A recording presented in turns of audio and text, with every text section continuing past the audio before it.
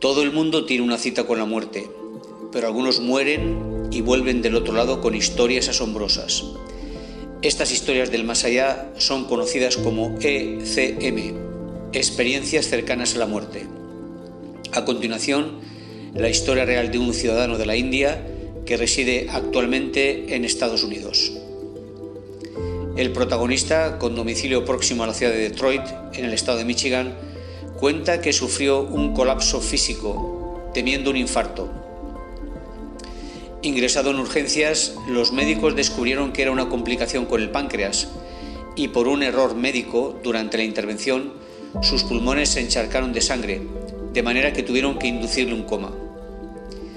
Llevaba unos pocos años en Estados Unidos, con unos antecedentes culturales diferentes, sin conocimiento de la religión cristiana. Su testimonio tiene un valor añadido, pues carecía de una influencia religiosa que derivara en un episodio más en consonancia con las Sagradas Escrituras que con la religión hinduista. En su estado crítico, notó cómo la oscuridad le envolvía, cómo iba lentamente desconectando del mundo físico y ya solo era capaz de escuchar el murmullo del equipo médico.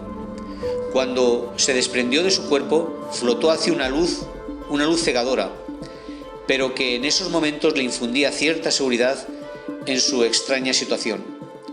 Cuando salió del túnel de luz, se vio sobre una plataforma como en la cima de una montaña. Esta tendría unos 300 metros de largo y unos 100 de ancho, desde donde divisaba una espléndida ciudad refulgente, maravillosa, que según dice tenía 12 puertas, pero estas estaban cerradas, y él tenía un intenso deseo de entrar dentro de esa ciudad, de formar parte de ella, pues le transmitía un sentimiento de felicidad perfecta. Sabía que era el cielo, estaba ante las mismas puertas del paraíso.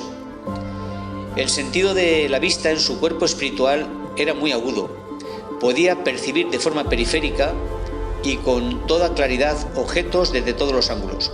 Incluso podía, posando su mirada en objetos lejanos, podía ver con todo detalle, como aplicando el zoom de una cámara.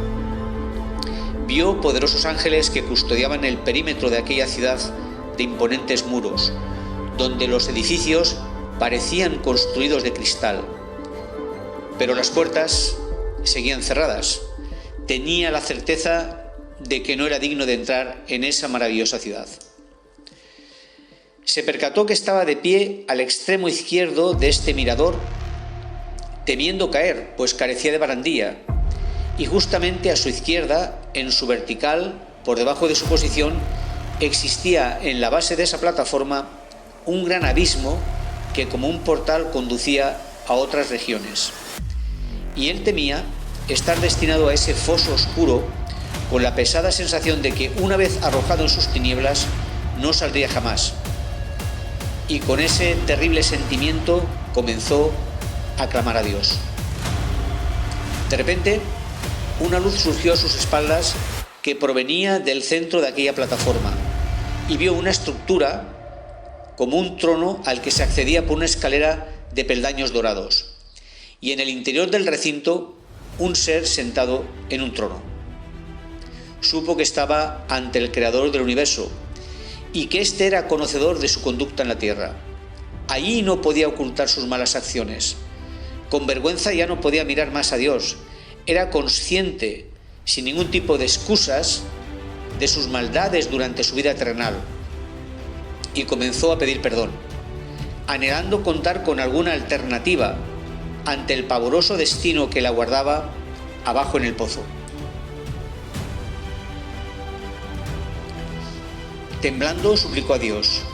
Vio que a la izquierda del trono había una pequeña y estrecha puerta que parecía ser su única opción. Sintió oleadas de amor y misericordia provenientes de Dios, y para su gran alivio le fue concedido su retorno a la tierra. Él entonces cobró valor para preguntarle cómo debería proceder, a qué grupo religioso debería sumarse, si una iglesia cristiana, una mezquita, una sinagoga. Dios no le contestaba. Volvió a insistir, ¿a qué institución religiosa debería unirse para que cuando volviera en el futuro poder acceder a esa maravillosa ciudad celestial. Después de una pausa, finalmente Dios le dijo que no era tan importante la estructura física, la iglesia, que a veces los creyentes se limitan a una rutinaria visita dominical al templo, sino que más bien deberíamos desarrollar una relación honesta, diaria con el Creador, no una vez a la semana, y que procurara seguir estas valiosas instrucciones. Como mandato y no como recomendación, es fundamental amar a la familia y a los hijos. Los hijos deben ser criados en el respeto y amor a Dios. Es una responsabilidad sagrada de los padres, pues su futuro no depende solo de la educación que les demos, sino también del ejemplo que vean por nuestra sana conducta.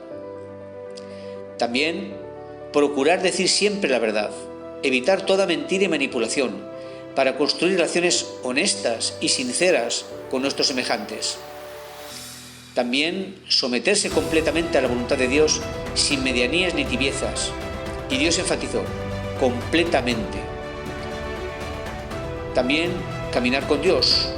Esto es caminar en su misma dirección, conforme sus directrices y ordenanzas, con humildad, amor y santidad. Quinto, no olvidar nunca que el precio del pecado es la muerte, pues en el cielo no entrará nada impuro o contaminado. Recuerden las Escrituras que afirman de que sin santidad nadie verá a Dios. Proveniendo esta experiencia de una persona nacida en la India, con una religión muy diferente a la cristiana, es un testimonio que afianza la posición del cristianismo en su papel redentor hacia todos los pueblos y razas de la tierra, que nos hace recordar el versículo de Hechos 4:12 que dice: y en ningún otro hay salvación, porque no hay otro nombre bajo el cielo dado a los hombres en que podamos ser salvos.